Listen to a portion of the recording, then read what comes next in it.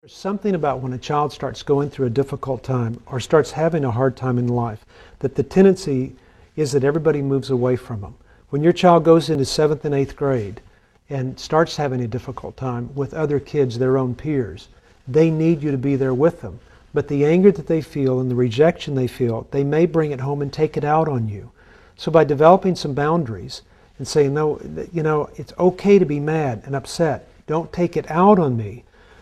But I do want to be the place that you can come to and let this be a retreat from the pressures that you feel. Lets a child know that I will stick with you during the difficult times as well. And that's hard. The commitment is not to disengage. J.R.R. Tolkien made a statement once. He said, "Faithless is he who disappears when the road darkens." That there's a tendency that we move away from our kids rather than moving toward them. And really what we have to do is shift the way that we parent.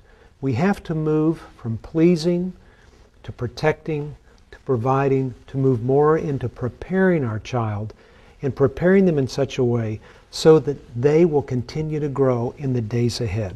There's a scripture that says this in Proverbs, that train up a child in the way he should go, and when he's old, he won't depart from it.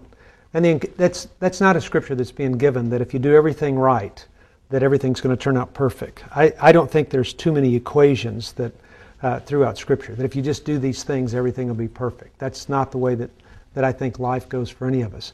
But the encouragement of that Scripture is you've got to spend some time training. You've got to be intentional about what you do. When you get to the 7th grade, doesn't mean that it's over with. Doesn't mean that you get to back up and let somebody else teach your kids just because somebody else may be coaching your kids, at school. There's a side of it where you want your child to know more than anything else during the most difficult time and stage in their life, wherever that is, that there is nothing you can do to make me love you less. There's nothing you can do to make me love you more. And I'm going to be there amidst all of it, and I'm not going to stop training.